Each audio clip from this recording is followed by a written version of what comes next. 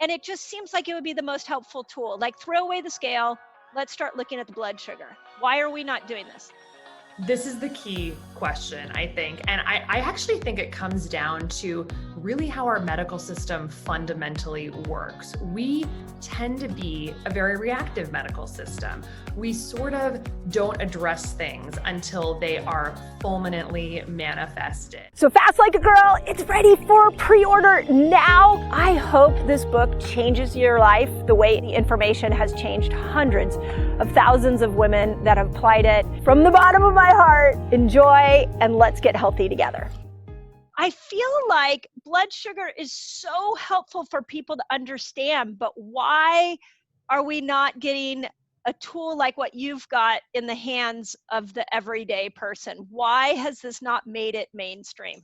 So why hasn't it made it mainstream? And we'll go into, like, I want to talk a little bit about how you got to this place in your career.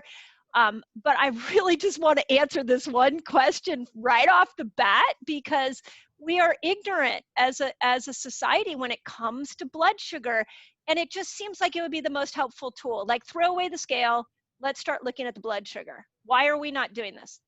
This is the key question, I think. And I actually think it comes down to really how our medical system fundamentally works. We tend to be a very reactive medical system. We sort of don't address things until they are fulminantly manifested. And because of the way our healthcare system is structured, we don't focus as much on prevention as we maybe should. And a lot of this comes into the nuances of how we finance healthcare. We've traditionally had a fee-for-service model where, we kind of wait until things manifest and then we treat them and then we get paid for that. But in that model, unfortunately, something that falls through the cracks is thinking about these critical biomarkers before disease emerges. So the average person, when they hear the word blood glucose, immediate thing they think about is diabetes.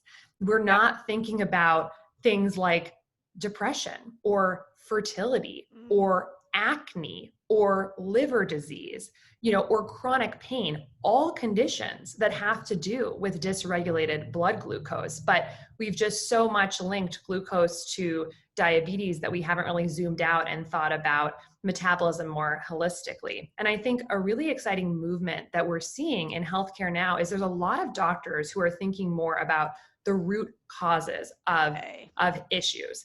And when we actually look at root causes, we start to think about, okay, there's all these diseases, there's all these symptoms out there. And sometimes we call conditions and symptoms comorbid, meaning that they arise together in the same patient. What does that really mean? What it means likely is that there's a core underlying biologic pathway that's linking a lot of these conditions.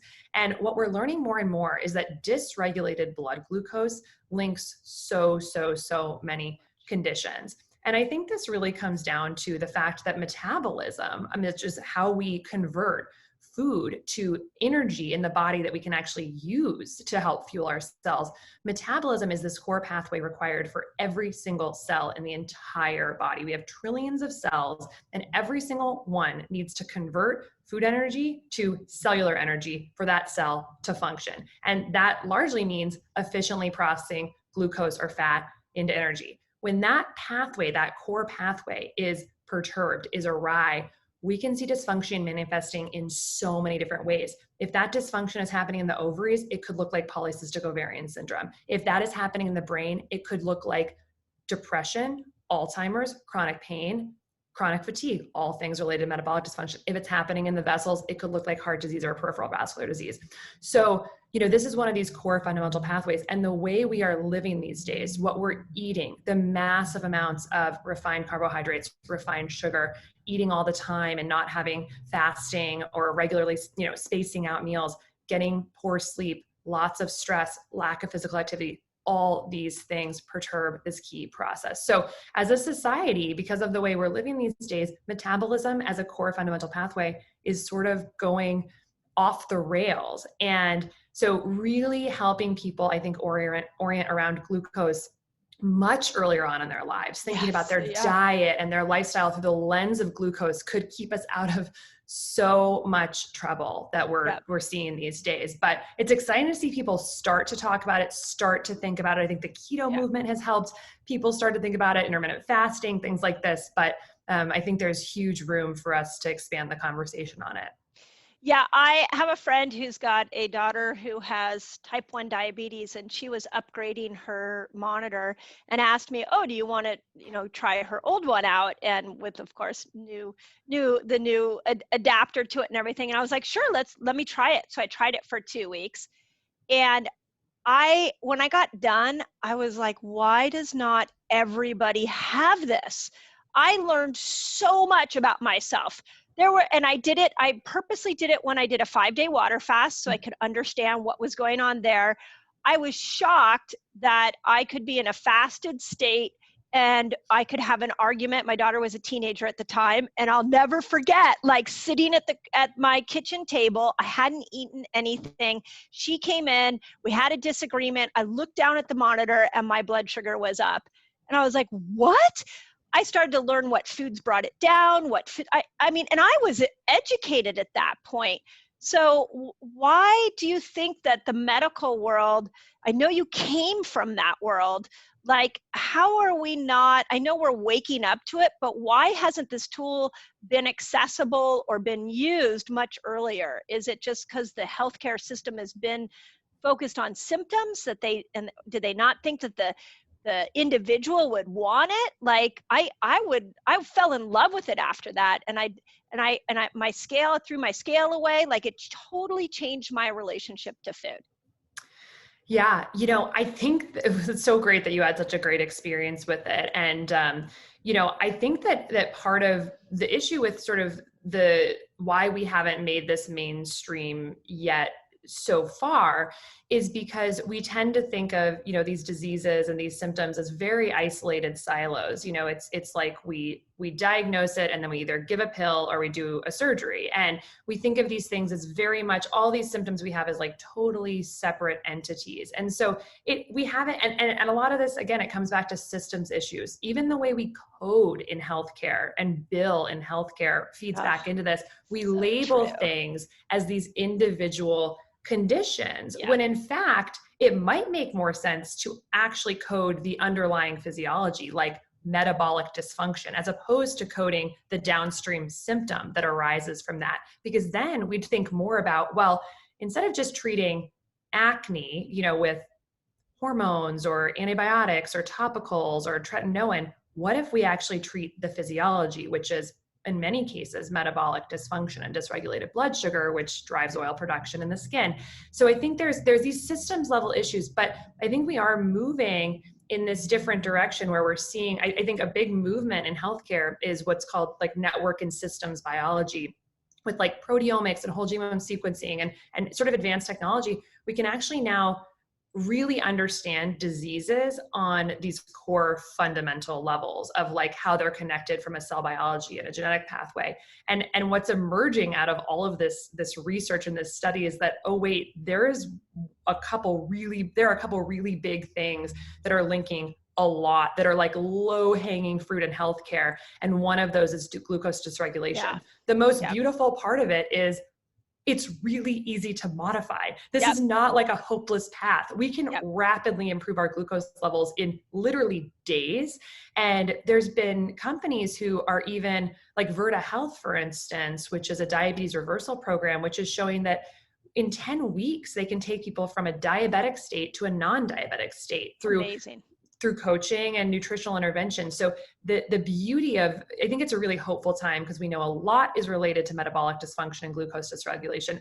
And we know that it's highly, highly actionable. But the disconnect there is, well, how do we get the tools to people so they can measure where they're at and then learn to optimize? And I think that really speaks to what your experience was using a continuous glucose monitor. We have this wearable sensor. It's the size of a quarter. It's painless. You stick it on the back of your arm and it's testing your glucose 24 hours a day, 7 days a week, and sending that information to your smartphone so that you can actually get instant feedback on exactly how your stress, like you mentioned, your diet, sleep, exercise is all impacting glucose. And what we want is the flattest, most stable, in the low and healthy range glucose possible. What the average American is seeing is just up and down swings all day from how we're eating and stressing and living, et cetera. And so with that tool, immediately you can say, this is where I'm at, this is where I need to go, and this is how I can tweak little things in my life, like the food I'm eating and the exercise and the sleep and the stress and all of this to move there. So now, all the pieces are kind of falling into place. We have the technology, we have increased understanding in the healthcare system. We definitely have a movement, I think, towards people being more interested in prevention. And I think that's going to all come together with seeing more of an expansion of this technology to more people, because previously, like you mentioned, that you got the CGM from someone who was, or you had heard about it from someone with type 1 diabetes. This technology has only been accessible throughout, it's been around for about 10, 15 years for people with type 1 or type 2 diabetes. And we're now realizing, wait, what if you took this technology, this continuous glucose monitor, and gave it to people before they developed the disease, so they could actually improve and not get to that end stage, when you never really need to get there. I mean, I think some of the most recent research I've looked at showed that up to 87% of cases of type 2 diabetes are completely preventable. So this is where we need technology to be used earlier, and not just sort of sequestering it to when the disease has fully emerged. Yeah, we're kind of in a really cool time of healthcare, because people are using Fitbits, and they're like, we're getting used to this more personalized approach. We've got our whole team has Whoop bands now. You got a Whoop Nice. too. Yeah, I want to talk about blood sugar and HRV too. But it's been really fun. Like just with the Whoop alone, we've been going to bed earlier. We've been making some changes. And just to have that in our hands, and then if you combine that with a continuous monitor, like, wow, we could really start to make some smart choices. My question, and this is, I think, a difficult one to answer, and is if we got a continuous monitor in everybody's hand, and people started managing blood sugar, and if they managed blood sugar better and their health got better, what would that do for Big Pharma? Great question. I think we would see some really big changes in the way we utilize healthcare. And I think we'd also see big changes in consumer decisions related to food, because those are, I think, two industries that would be impacted from this type of technology, because it's pretty incredible. I don't know if you've had this experience, but I've been wearing a continuous glucose monitor now for about 18 months. And my diet is radically different than it was 18 months ago. And it's not because of I had to give things up or I had to, eliminate whole things. It's just that I learned over time it's exactly how to, which foods were total culprits and did have to go, but also how to modify meals and pair foods differently and sequence foods differently and do fast appropriately, and what times of day were better for me to eat, and how to pair exercise with food for the lowest, for a good glucose response. It just changed really everything. So cool. And what's nice about it is that it was not emotional. I think a lot of people associate diets with deprivation, and it's like someone just tells you from up high, whether it's Instagram or the government or your doctor, this is what you have to do. And we've been kind of hearing really loud voices, a lot of conflicting nutrition information for our whole lives, which leads us to basically do a ton of trial and error with our diets and our lifestyle plans. And this can be extremely frustrating. And part of that is because there's a really basically open loop system with nutrition and with exercise and other lifestyle factors as well. You might, change your diet, but not really notice any results quickly. You might, eat something and what, the feedback you have is maybe the next day you step on the scale and it's a few ounces different. Maybe 6 months later, you get a cholesterol test and it's a little bit different. Maybe you get a fasting glucose in a year and it's a little bit different, but those are open loop systems.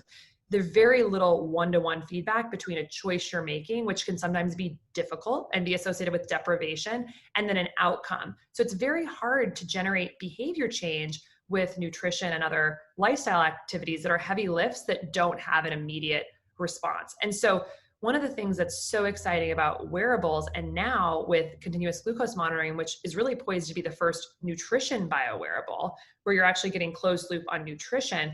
What's great about that is you can start to close that loop between what choice you're making and what the health effect is immediately. So instead of like having to wait 6 months for a cholesterol test or a blood sugar test, you see within 10 minutes how your glucose is responding to a specific meal. So that's revolutionary, I think. Totally revolutionary. Behavior change. Yeah. Yeah. And also, go please. No, yeah. Well, I just on that topic, one thing that, again, I just wore it for 2 weeks. So this was a short, one thing that really shocked me was when I get on the scale, what I realized is that I have a whole story about what the numbers on the scale say. If I'm a certain weight, I go, oh, that's the weight I was when I was in college. I have a weight I don't want to get above. Like every number on that scale has a story. And it's a story that isn't really beneficial to me. It's based off my past. And I found it to be so hard to get on the scale and ridicule myself or applaud myself based off of that number. Now with a blood glucose monitor, I could just sit back and almost be an observer to my own health. It was freeing. It was so freeing.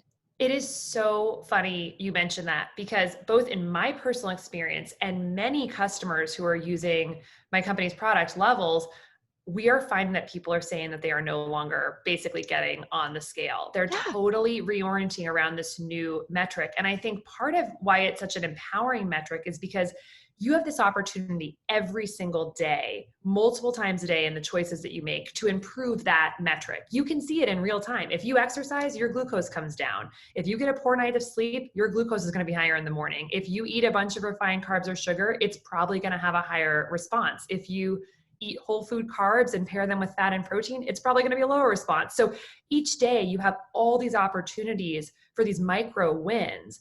And overall, and there's no real mystery to it. You learn about how your body reacts and then you make those choices. And so you really get to orient around this really positive, actionable metric, whereas weight can really be sometimes very, very difficult. One, because we're playing trial and error and kind of going on blind faith. That's what someone recommended to us, whether it's a book or doctor or government recommendations, that's going to work for you. When I think we all have this deep intuition that actually our bodies are very unique and individual, and what works for one person may not work for another. And so to see a personalized response also makes it very, very empowering. And the beauty about metabolic health and improving our metabolic processes in the body is that if you have a good metabolic day because you've seen your data, you've made these choices, that is going to lay the bricks for basically improving the health over time. I like to think about metabolic health. I like to call it metabolic fitness because it's just like going to the gym to build muscles. You don't immediately build big muscles overnight. You go and you do the reps every single day. And over the course of weeks or months, you generate adaptations that are ultimately, bigger muscles. The exact same is true with cell biology. As we do something day in and day out consistently over and over, you generate the cellular adaptations to improve the way we process energy in the body. And the reps for metabolism are keeping our glucose low and stable day after day. The more you do that, the more you improve your insulin sensitivity, the way our cells respond to insulin and glucose, and you end up building a body that can process carbohydrates more efficiently for energy and fat more efficiently for energy. So the reps are keeping the glucose, lower and stable. And you can do that by measuring and tracking it and sort of being empowered with all those like wins throughout the day as you make choices that are generating better health. So so certainly what you're saying really speaks to me about the scale. And, and ultimately one of my goals with continuous glucose monitoring being more mainstream is that it also generates an internal sense of body awareness that I think we've lost in a lot of ways. Like it's I think in our modern world with just all the stimulation, we have hyper palatable foods that help us reach our bliss point. We've got these crazy digital environments with so much stimulation and buzzing and beeping, and it can be hard to sort of hear the internal cues of our body. And I think something with biowearables that's quite interesting is that when you can see your data and you can link it to a subjective feeling, like, okay, I had a huge glucose spike and then it came crashing down and now I feel tired and I feel anxious. When you link that choice with a subjective experience with data, I think that trifecta actually helps us tune more into what we're doing. And so Whoop, I think, does a phenomenal job of actually helping you subjectively and qualitatively think about how you're feeling in regards to your data. And for Levels, our product, we're really trying to help people link their data to how they're feeling, because that's kind of like this extra step to make it not just about, I want to hack my data, but I want to feel better. I want to hear the signals of my body and go off of that, you know? So it's almost like it's like a boomerang of using tech to get back to the basics. Yeah, I got chills as you were talking, because I just, this year above all years, I have been blown away at how little faith people have in their own bodies. And probably an extension of that thought is how little people understand their bodies. And a lot of that has been because of the metrics we've been using, the scale, the traditional blood test you get at your doctor. Most people don't even know how to read that. Nobody knows what their A1C is or what their insulin or their glucose should be. When their doctor says it's okay, they don't even throw out numbers. They're like, okay, it's okay, or it's bad. But when this year hit and we had this pandemic and I dove into the science, and I know you already know this, it's like, okay, the root issue of this pandemic spreading across the world is metabolic syndrome. So what if we slapped one of these monitors on everybody instead of slapping a mask on them, and we got everybody to understand their own body, how quickly we would change this experience? Man, I think you said that so beautifully. I could not agree more. I think what we have seen this year with how metabolic dysfunction contributes to increased COVID morbidity and mortality should be on every billboard in America. Yes. And unfortunately, it's not. I certainly am not going to slam, I think there's a place for hand sanitizer is a virus. We want to prevent, the spread of the virus, but the virus is only one half of the equation. The virus interacts with a host, and we are the host, and we are virtually not talking about the host at all. No. And I truly think on the New York Times front page, it should be a reminder every single day that we have a lot of control over our metabolic health, and metabolic dysfunction is the key predictor of mortality and morbidity from COVID.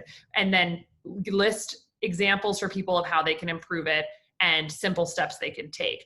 It is strange to me, not to go too far on this tangent, but that we've got, magazines and news outlets that are constantly talking about increasing testing death rates and cases growing up. And then the next page is a recipe for, a pie with 2 cups of granulated sugar. When what's really interesting is that, more recent research has come out that blood sugar is not just a problem for COVID in diabetic individuals. It's actually also a problem for non-diabetic individuals. So research has shown that even in non-diabetic people, if your blood sugar is higher, in a higher range, that will put you at increased risk of in-hospital mortality if you have COVID. So every single one of us, one of the best things we can do to empower ourselves, improve our bodies, improve our resilience is to do everything we can to keep that glucose flat and stable, improve our metabolic fitness, improve our biologic resilience. And the same goes for so many other papers that have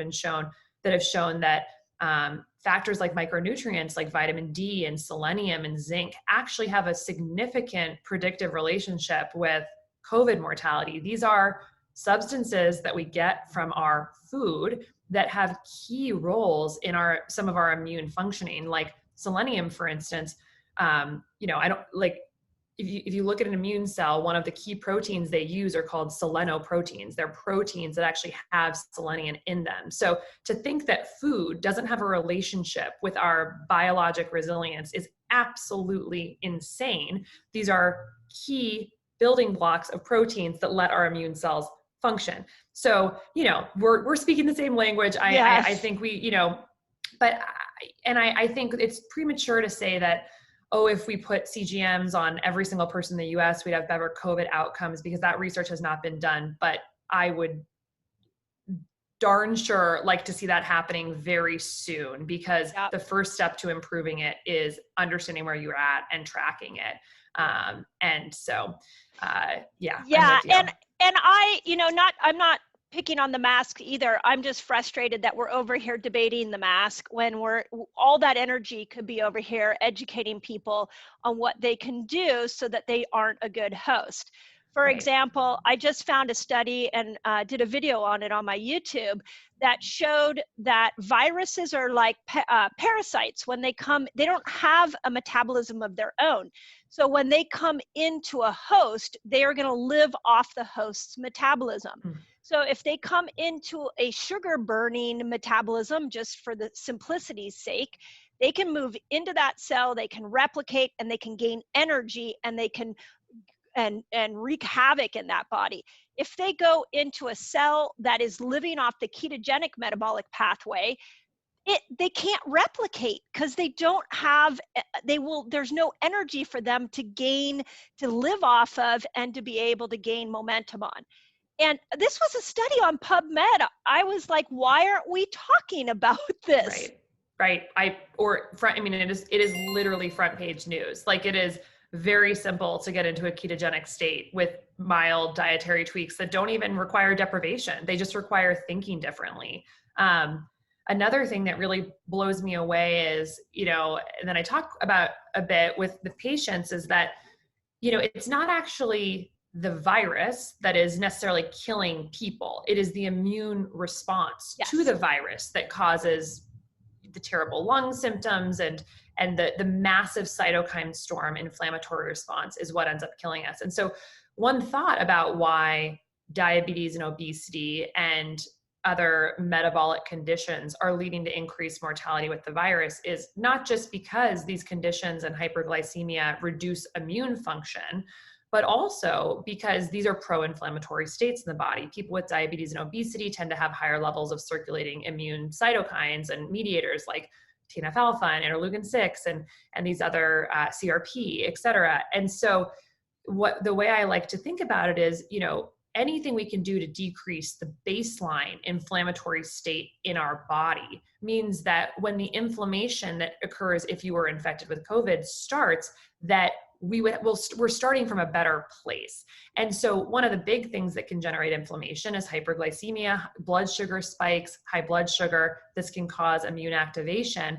But so too are so many other parts of our diet and lifestyle, refined seed oils, lack of sleep, lack of physical activity, chronic stress. All these things also create a higher pro-inflammatory state of the body. So now is the time to be thinking, how do I just minimize all the possible inflammatory triggers in my body to just create, if I'm, going to be infected with a virus, I want to be starting from that place of just a really low cytokine level. And again, these are things that are very, very, very simple. But it's not a part of Western culture, I think, to think that way about diet and environmental exposure. So, I see it in the podcast community for sure, that there are people talking about this like you and others. And I think there is hope. So I even on my YouTube have to be careful what gets censored.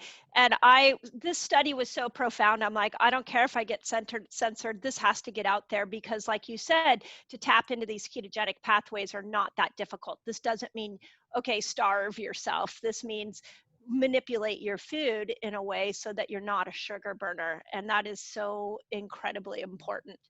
Yeah. Can you let's move into a little bit of the weight loss world with and I'm sure a lot of people would come to a product like yours because they want to lose weight. Where do you think we've gone wrong with weight loss as far as looking at it from the wrong angle? Do you think something like a continuous glucose monitor could totally change the weight loss world? Yeah, I think that continuous glucose monitoring is going to be one of the biggest game changers for weight loss that we're going to see in the next decade. Yeah. I think it's going to become part and parcel with any weight loss plan within a couple of years. And I think there's been some amazing thinkers and authors who have been writing about this. I think a lot of the ketogenic, authors have been thinking about this for a while, but some of the key books that I love are Jason Fung, The Obesity Code. He talks about a different way of thinking about weight loss. Why We Get Sick by Dr. Ben Bickman, which just came out this summer, is all about this. And then Mark Hyman, The Blood Sugar Solution, which is about weight loss. And the key thing that these people are talking about is that this calorie in, calorie out model of diet has not worked. Almost all weight loss studies in published literature fail, or within 2 years, people regain back the weight. And this is because it's often looking at reducing caloric content, reducing fat content, when in reality, we need to be thinking through a hormonal lens about weight loss.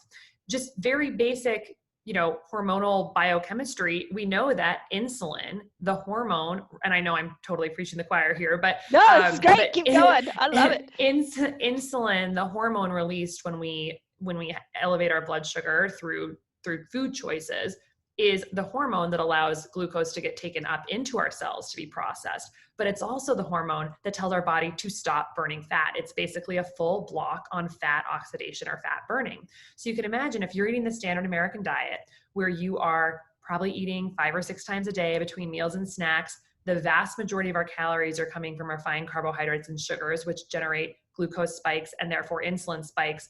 You are virtually never giving your body a time when insulin is low. Therefore, you are not giving your body a time when you can burn fat. So really a new lens that I think we're looking at weight loss through is, how do we keep insulin down so we can take the brake off fat burning?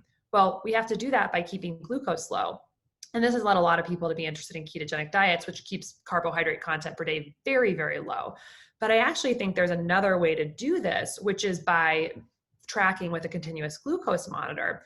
And that's because each person actually responds to carbohydrates in the diet very differently in terms of how it elevates their glucose. You and I could both eat a banana, and I might have my glucose go up 50 points and you might go up 5 points. So for you, there may not actually be a large insulin response for you. And for me, there might be a huge one. So it's really, CGM, continuous glucose monitoring, can be somewhat empowering and liberalize a really strict keto diet and allow you to kind of find the foods that may have a little bit higher carb content, but actually don't spike your glucose. And in the main study that looked at this phenomenon, which was that different people respond differently to different carbohydrates in terms of how their glucose changes, which was a study out of Israel called Personalized Nutrition by Prediction of Glycemic Responses, they found that things like microbiome composition. I was just going to ask you about that. I'm like, okay, keep going. This is awesome. It all comes back to microbiome. It's like the bacteria process this stuff differently. And so it's going to be a different reaction. Other things that were involved were recent physical activity, body type. Body type can kind of be a predictor of insulin sensitivity. And so those are some of the key factors, but microbiome was a big one. And so we've actually had a number of people on ketogenic diets use continuous glucose monitoring and find that they were actually able to eat more carbs than they thought and still stay very much in a fat burning ketogenic because for whatever reason, those carbs weren't actually affecting them quite as much. So I think we're going to see, and I would also say we've had lots of early customers come to us seeking continuous glucose monitoring for weight loss. And we've seen some really exciting early results and people saying that like, this is the easiest it's ever been, because as opposed to just guessing and depriving, I'm just figuring out how to eat and live to keep my glucose low. And then you basically know that you're keeping your insulin low. And then you know that you're going to have more likelihood of getting into fat burning. So we actually God.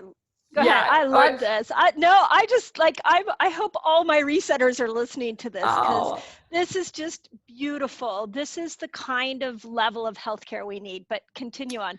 I was just going to say, we did a small pilot it was called our weight loss challenge. And basically the only thing we asked people to do is to try and keep their glucose under 120. So 120 milligrams per deciliter, which is pretty liberal. Like it's not that hard to stay under 120, but for the average American, they're getting higher than that quite frequently. And we found that in 30 days for people who were able to keep their glucose under 120, they lost an average of 8 pounds in that 30 days. And it actually, if you actually stratified them by BMI, the higher the BMI, the more the weight they lost. And that makes, we didn't study this in explicit detail in this particular pilot, but I would expect that the people with the higher BMIs had slightly more insulin resistance. And so by keeping the glucose low, they really were able to kind of get that break of the insulin off and start to really see some of those quick results. So I think there's a lot of promise there, but it's just more research needs to be done. Yeah. You know, we do a lot of Dutch tests on women that are over 40 going through hormonal changes. And the one thing that we can see when we start to monitor repetitive Dutch tests is that when they get their insulin under control, all of a sudden their sex hormones get under control. So I'm thinking as you're talking, I'm like, what about for the menopausal woman who is looking to HRT or bioidenticals, is out of answers, and you put a continuous glucose monitor on her, you get her to stabilize her sugar, and then and her insulin, and now you're in the ballpark of being able to manage her sex hormones. Like, to me, insulin is the door in, blood sugar is in the door into all these other hormones, because it's the one that changes so fast and that you can manipulate so easily with lifestyle.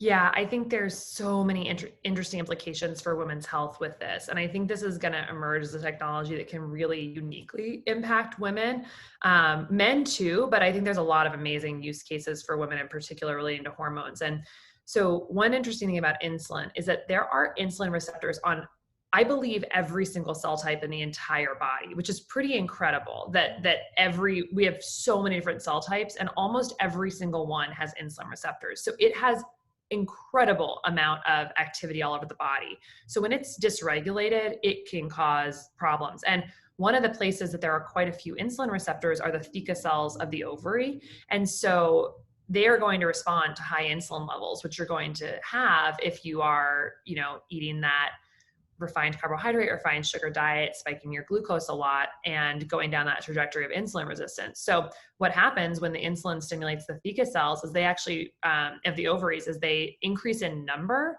but they also produce more androgens, more male hormones. So you're basically, insulin is stimulating your ovaries to make more male hormones. And this is really foundationally one of the pathways that leads to polycystic ovarian syndrome. I was just going to say, PCOS is the number one hormone issue for women. This makes perfect sense.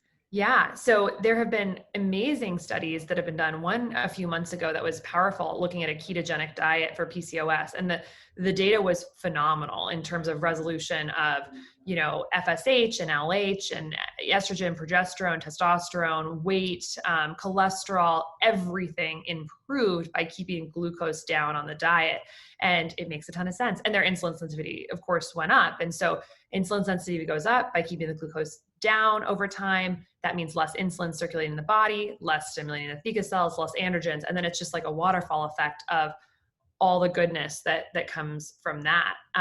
And then the second thing with the menopausal women is that, something really interesting about menopause is that, as estrogen declines, estrogen tends to be sort of like a pro-metabolic hormone. It helps us. And when estrogen declines, we see women start to have really increasing rates. The slope of the line of incidence of obesity and diabetes goes up right after menopause. And that's actually when women start to exceed men in terms of rates of diabetes and obesity. So when that estrogen declines, you're in worse shape, basically worse risk metabolically. So I think there's a huge opportunity to help women become more metabolically aware during that time so that they can modify their activity, their food, and be aware of whether they're starting to kind of go off this metabolic cliff at that time, because it's an at-risk time. So I think that would be great for women in their sort of perimenopausal time to be thinking through the lens of metabolism, glucose. And then you also think about how Alzheimer's rates are double in women compared to men. Alzheimer's, which is now being called type 3 diabetes, because we're realizing that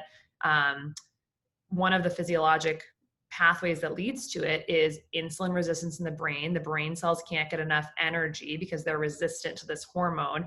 And what happens when you can't get energy in a cell type? They start not functioning well, and that can lead to dementia. And so I think this metabolic cliff that happens at menopause, plus, what we're seeing with Alzheimer's, I think that's very related. So first step, helping people understand where they're at and how the choices they're making are impacting that. So that's something I'm very passionate about. Yeah. Yeah. I have a book coming out in the spring called The Menopause Reset, and it's all about my journey. I'm 51, and it's really about my journey with my health as I have moved through menopause. And one of the things I wish somebody had told me, and I've had my lifestyle at 40 and in my 40s was healthy. I wasn't eating, going to fast food or anything like that. But what I found is that at 40, as your ovaries stop producing sex hormones and you become more, and your estrogen's going up and down, and you become more insulin resistant, there is a lifestyle that has to match that. And once I figured out that lifestyle, I found I could manage my hormone ups and downs a lot better. But how many women aren't finding that lifestyle there, and then they're being shamed, or they're not talking about it, or they're being given medication. And the damaging part of that is if the lifestyle doesn't change, like you said, they now move into their 50s, 60s, and they're unprotected.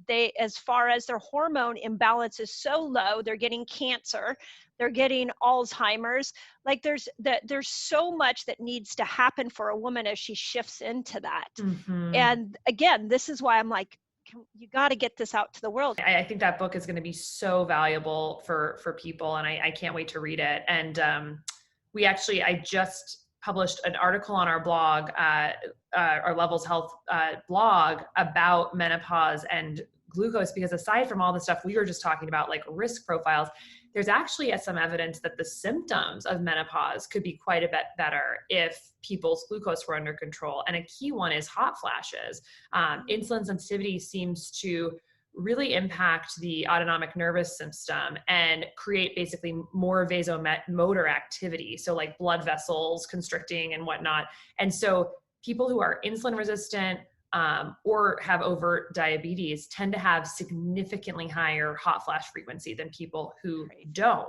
And so I think there's going to be maybe some interesting opportunity there to help people, actually almost like a biofeedback tool for hot flashes. How could keeping glucose more stable be actually an adjunct, very natural tool, no hormones or anything like that, to help people with that symptom that is so troubling to so many people. And I was very heartened. There's a company, a digital health company called The Cusp that's really interesting. That's basically holistic telemedicine, menopause care.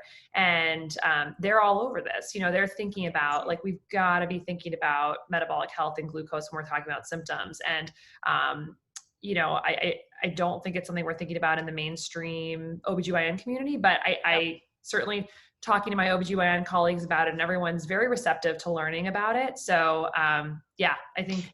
Yeah, I actually tell a story in the book about how when my symptoms started to appear, I went to a friend of mine who's an OBGYN that's very well respected. And I was hoping she was going to have the cure for my menopausal symptoms. And she stopped everything she was doing, and she looked at me and said, "Mindy, I have a practice full of women like this, and my medical textbooks have failed me." That's literally what she said. And I was like, whoa, you mean there's no solution? And that was almost 10 years ago. And I've since uncovered so many solutions, but blood sugar being a major one. And, it's just not talked about, and women are suffering in menopause. And this is a time when wisdom is at its highest, and the kids have left the nest. And this is a time we should be thriving, not a time that we should be now struggling with our health. Yeah, absolutely. And, the same goes for men. There are so many sexual health areas where I think glucose monitoring could help men so much. I think one of the key ones, erectile dysfunction. We know that erectile dysfunction is significantly worse in people with higher glucose levels. And this, I don't think the average urologist is talking to their patients about this, but just for anyone out there listening who may have a friend or a partner who has this issue, if you're not thinking about glucose, like, you're doing yourself a total disservice, because it's actually such a strong link that there's research published suggesting that people who present with erectile dysfunction should be considering that, or basically a warning sign that they need to get checked for metabolic dysfunction, because it's so related. So before reaching for a pharmaceutical or other things, truly the easiest thing you could do is figuring out how to clean up your diet to keep your glucose stable and improve your insulin sensitivity. So I just think it's fascinating. And I'm really hoping we see that, more of this trend over the next 5 to 10 years to thinking about these root causes. Because when let's say the motivator for a 40-year-old man who's having this issue is to improve their, erectile dysfunction, what they're going to get from that as a side benefit is so much in terms of improved health. They're going to have better workouts. Their brain is going to function more properly. Mood is probably going to improve, less risk of heart disease, diabetes, and obesity. So whatever the motivator is, that's great. But the beauty is that this has such pleiotropic impact on health that, it's going to have wide reaching effects. So I love that. It's like you clean up one thing and all these conditions, that the comorbidities, they all clear up. It's quite incredible. Talk to me a little bit about what else raises blood sugar. So we know that we have food is a big thing. So we also, my community knows quite well that how often you're eating. So if you're eating all day, that messes it up. But there are other things that are messing up our blood sugar. Can you talk a little bit about that? Yes, absolutely. So I would say there's really like 5 others that are, I think, important to recognize. So food, that's a whole category that I think, like your listeners are probably very familiar with. Food timing is a big one, food sequencing, and then food combinations. So that's huge. But the others would be exercise, physical activity, stress, sleep, micronutrient status, and microbiome. So those are kind of the key things that I focus on. And I'll add one more, which is environmental pollutants. Which I was just going to say, where are obesogens and toxicity? Yes. Okay. Yeah, that one, it's becoming more and more recognized, but very much early on that with that aspect of things. But I think it's key for us to start thinking about. So exercise, just briefly kind of touching on these. So exercise, we pretty much know that every single type of activity you could if you're moving your body, you're improving your metabolic health and your insulin sensitivity, whether it's resistance training or like power sports, whether it's stretching and yoga and more gentle type activities like that, high intensity interval training, or just moderate aerobic activity. All of these things in research has been shown to improve our insulin sensitivity and our blood glucose control. Two things that are worth mentioning here. One is that high intensity interval training, people actually often see their glucose rise during high intensity training. So if your heart rate or your VO2 is above about 80% of your max, you're actually going to see your glucose rise during the workout. And that's not necessarily a bad thing, because it's not from the food you're eating. It's actually your body releasing its stored glucose to feed the muscles. So actually you're working through your stored glucose to feed those muscles and clearing out that liver storage, which is a good thing, because it means that once you move through that, you're going to start burning fat, and you're going to flip that switch from glucose burning to fat burning. So not a bad thing if you see your glucose rise during high intensity training, even if you're fasted, don't have glucose, on board. So that's one thing to note. The second fun sort of thing to think about with exercise is there's some studies showing that, basically taking 3 different groups and saying, if people work out once a day for like an hour versus take that amount of time and split it up into really small chunks all throughout the day, which is better for glucose.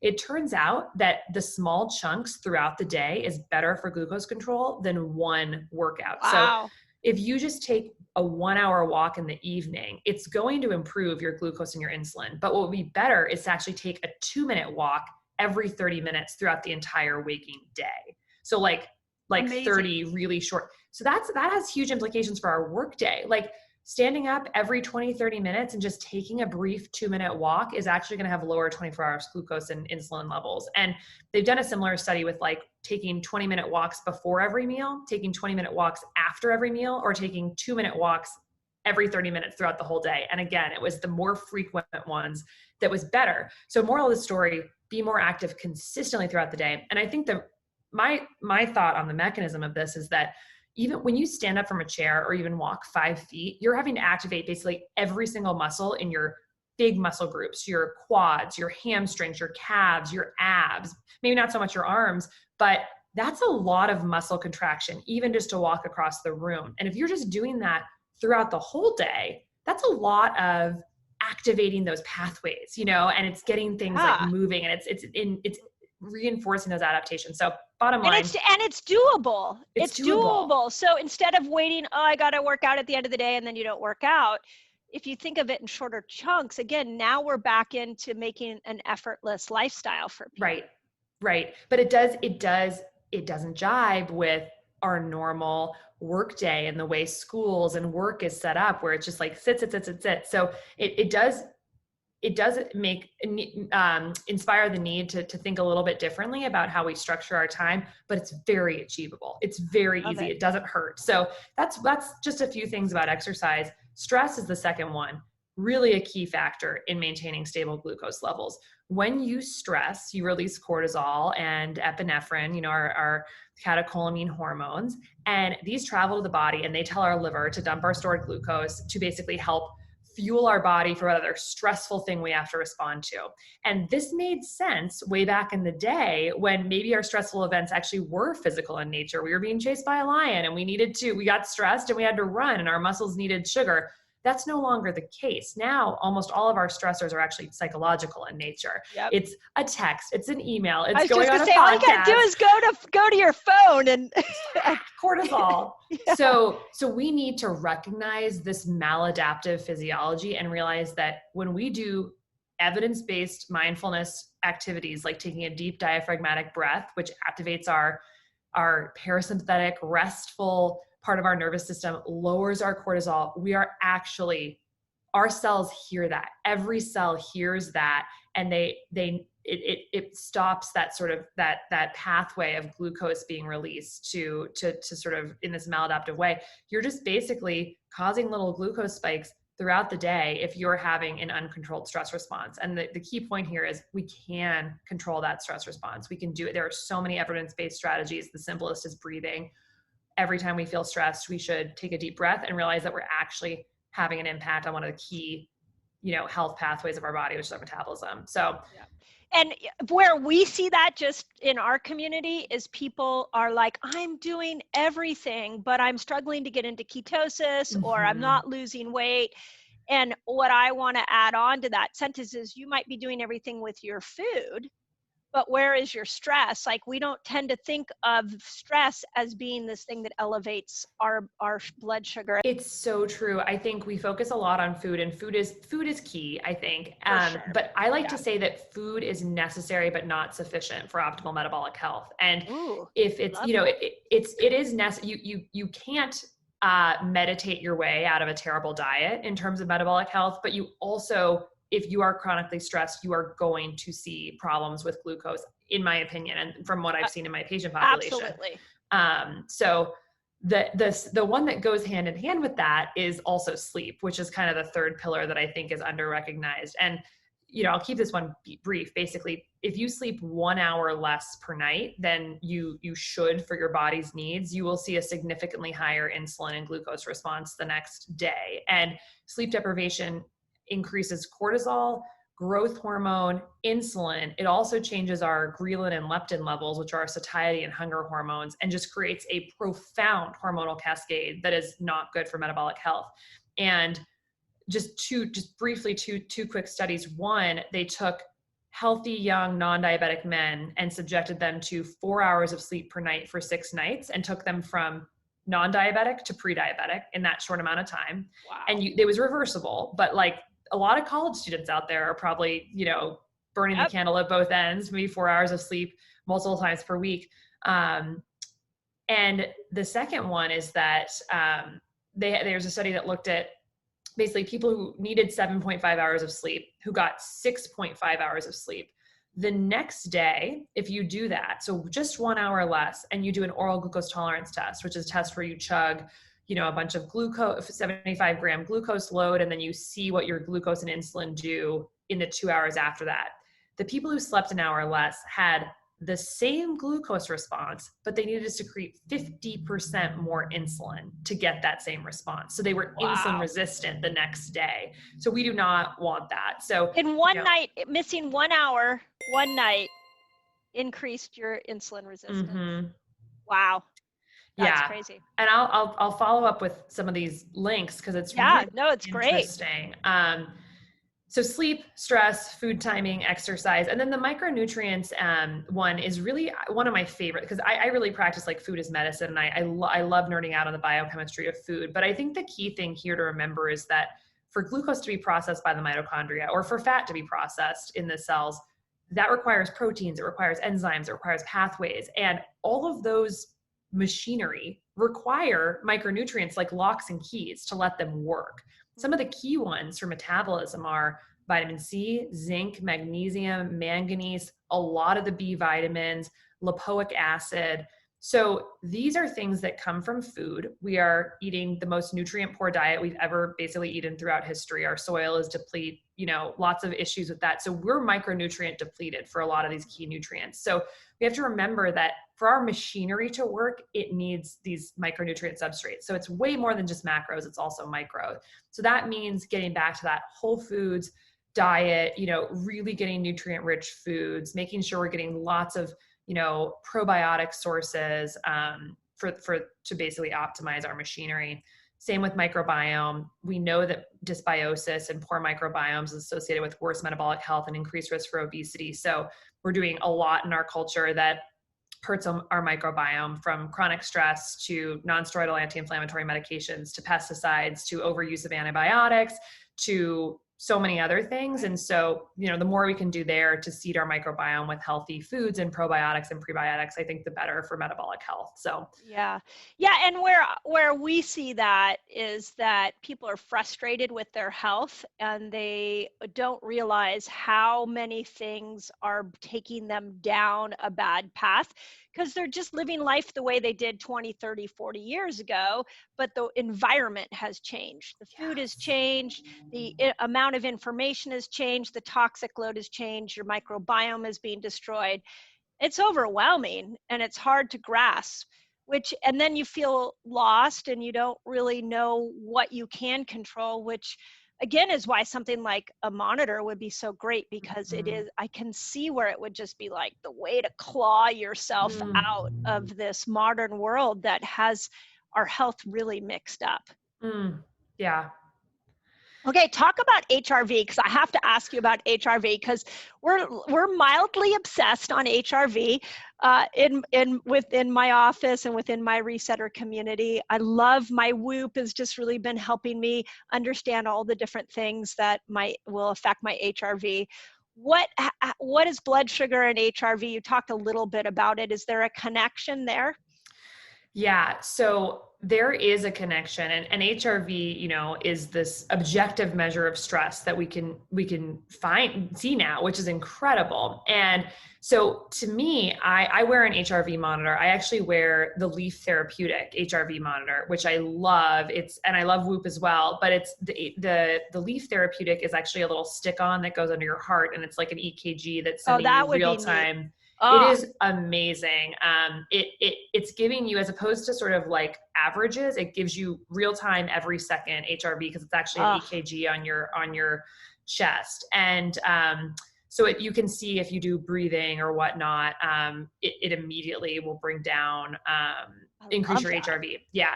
So that's what I've been using and trying to make some correlations between my glucose and my HRV. And I certainly think that, just from my anecdotal experience, that when I have more glycemic variability, meaning ups and down spikes in my glucose, I tend to see my HRV go down. And so, and I do not think we have any research in non-diabetics to actually support a direct link there, but from the cortisol and the stress standpoint, I think there's definitely something there that we'll see more research into, but, I think it's really bi-directional. And so we can think of a glucose monitor and HRV monitor together as a really powerful mindfulness tool. Like it could really become something that motivates us to both, eat in a way that keeps HRV down, but also keep our HRV up. Sorry, I keep saying down.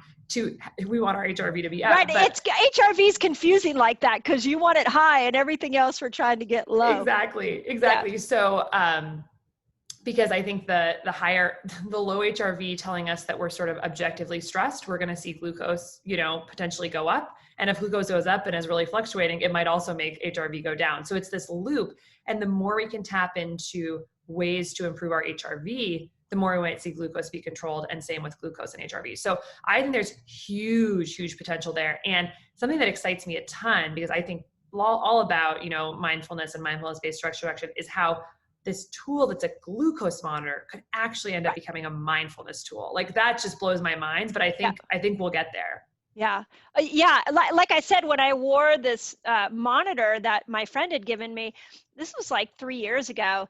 And I just was shocked, like literally one disagreement with my teenage daughter, and she walked out of the room, and I looked down at my monitor, and I believe it had gone up 20, 30 points. And I thought, oh my God, like at that point, I had never realized the impact that stress was having on my blood sugar. I was more into looking at it from a food standpoint and a fasting standpoint, but that just was mind blowing. It is mind blowing. This very similar thing happened to me when all of this COVID remote work stuff happened. I had to give my first talk presentation on Zoom, and it was just confusing. You had to share your screen, and so much was going on, and you can't see all the people watching. And it was very stressful because I didn't quite know if it was working.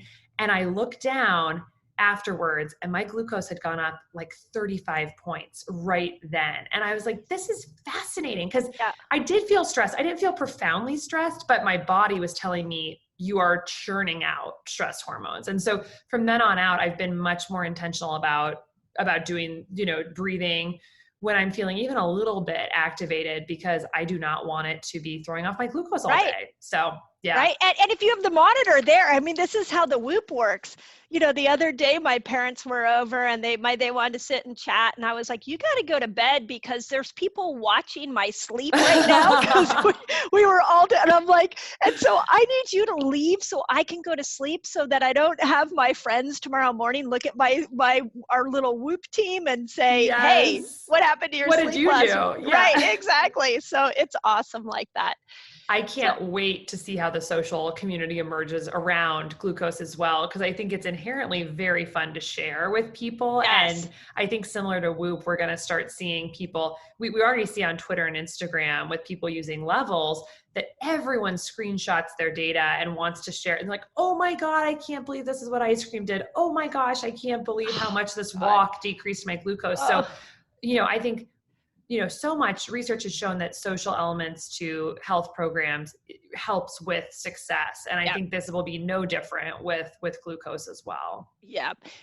One of my major principles is that, especially for women, is that we shouldn't be doing health alone, because when we thrive off oxytocin, and we get a burst of oxytocin when we're connected to others, and oxytocin brings down cortisol, and cortisol can affect insulin, and insulin can affect sex hormones. So if we do things in community, we really can have a massive impact on all of those hormones. So I hope, are you guys coming out with like Whoop has a like team effect where you can all share data? Does your app do that? At this moment, we do not, but we just raised our round of seed funding. And so we're really investing in the product, and community features are a big part of our roadmap, because I'm a big believer in exactly what you just said. do better with community. And I think people inherently love talking about food. So it lends itself to that. I love it. I love it. So how do people find your product? I know when I first heard about it, this is what I heard. It's amazing. And there's like a 40,000 person wait list. Well, people can find us at levelshealth.com, and I definitely recommend our blog too. It's levelshealth.com/blog. Lots of awesome, really forward-thinking guest writers who are writing about metabolic health and how it relates to the average person, non-diabetic individuals, people looking for performance gains, disease prevention, all sorts of stuff. To get access to the product, which is continuous glucose monitors, and an app that helps you interpret the data really effectively, that we are now in a beta program for that. So we do have 54,000 people on the wait list now, but we have a code for your listeners, and so they can skip the wait list if they want to sign up. And so we will get that to you in hopefully in the show notes or something like that. Yeah, so we'll put a code in there. And as your words were, and I love it, was that we could hop the waiting list. Is that correct? Yes. How this works? Thank you. Yes. We have a motivated group of people that will definitely jump on board. So we'll put the link in the show notes, and I appreciate you doing that for us. Absolutely. We will get, and then we also we're taking the large amount of people that are fasting and applying variations to diet in our community, and we're having them all look at their Whoop. And what I'd love to do is be able to have everybody's Whoop and have everybody share what they're learning with your continuous glucose monitor. And then it'd be fun to give you guys the data back over hundreds of thousands of people. And it would be fun to see what you do with it or what we can all pull out of that. Definitely. Yeah. I think especially with like the recovery score and whatnot, which I believe Whoop has, it tells you it has a strain score. Right. It'd be interesting in your groups to see if people start to see, we have a metabolic fitness score in our app. And so starting to see how those things can connect. So that'd be great to get some feedback on that. Yeah, well, we'll go to town on this, so we appreciate it. Let me finish up with this. I have 5 questions for you. And so let's start with this idea of medicine is changing. And if you were talking to somebody who is thinking about a career in Western medicine, what advice would you give them? Wow, that's a big question. We go deep on this podcast, did I tell you? I think I'm biased, but I think there's no better career to be in than healthcare. I think it is just the intersection of so many things that are important. It's the intersection of community, of our personal identity, of the environment, of all of our behaviors, and also with the earth, because ultimately health is the intersection between the earth and our body and how those two things interact, food and environment and air and water.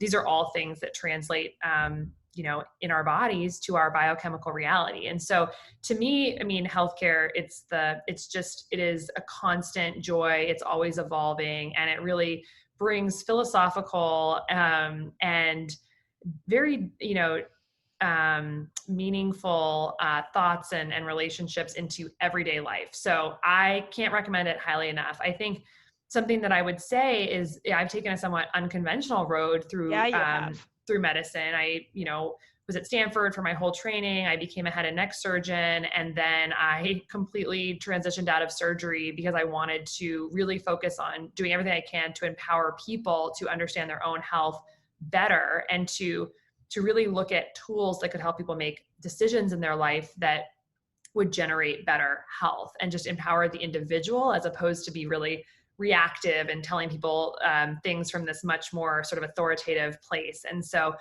that's what my career is focused on now, is empowering people with data to understand their bodies and their lives better and feel more agency and empowerment. And in terms of my journey, I think what it really highlights, and I hope to others as well, is that you can take any path you want through healthcare. I think we often make medical students or students think that there's like one road in healthcare and you just have to follow it, or you're some sort of like pariah or outcast. But the reality is that you can do whatever you want in this life that is the way that you want to, make a stamp on the world, and the sky is the limit. And so I think getting the education and the learning, however, whatever path that is, whether it's MD, DO, nurse practitioner, nurse, physician assistant, whatever it is, like having that knowledge gives you a lot of ability to have an impact in the world. So that's what I would say. It's so well said. When we were in school, there was a very cookie cutter path for every degree you got. And now it seems like that you really do create your own career. So pick what you love. If you could add anything into the medical school curriculum, like any courses, what would you add in? Nutrition, like about 150 more hours of nutrition, I would say. The average medical student gets, I think, less than 15 hours of nutrition in their whole medical school training. And yet almost every leading cause of death in the US is related in some way to diet. And so it is one of the most massive disconnects in our country that doctors are not experts in nutrition. So yeah. And I really hope that changes. Again, when we look at how the world needs to change and look at health differently, gosh, I agree. Nutrition needs to be at the top. What do you feel like was the biggest lesson you have learned in 2020? We all got a big dose of life lessons. Do you have one that you feel like was an aha for you this year? Oh, so many lessons this year. These are great questions. I think this year has been wonderful for sort of like bringing me back to sort of some of the simple pleasures. I think, never more than this year have I just really cherished like a neighborhood walk or, Yes. Getting to connect with someone socially distanced in a park.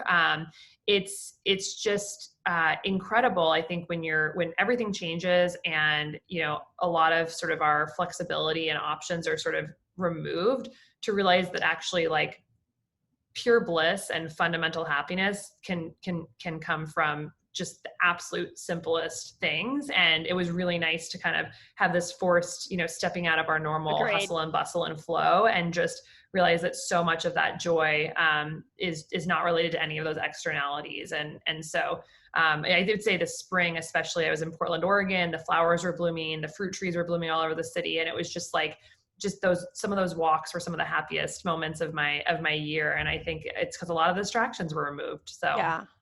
Amazing. Okay, last question. If you had one message for the world that you could get implanted in everybody's brain that would really move our world forward, what would that be?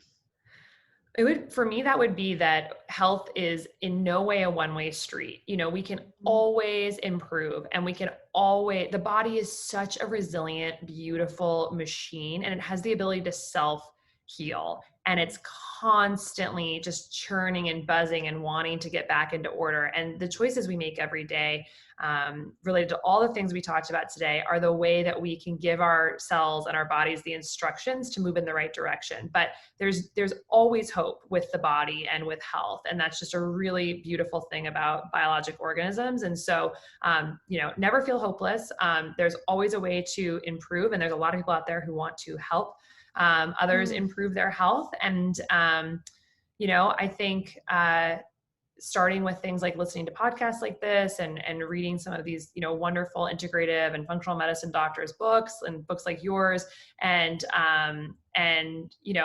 instead of searching, looking at maybe WebMD or whatnot. I was just going to say, yeah, like search a symptom or a term and maybe tack on like integrative health or functional medicine or root cause, and start to see what else you see out there, because there's a lot of evidence and research to support sort of more holistic approaches to things, and that are very, very science and evidence-based. And unfortunately, we don't see a lot of that in the mainstream, but it's out there. And so lots of great information, but just have to sometimes look through a slightly different portal to find that stuff.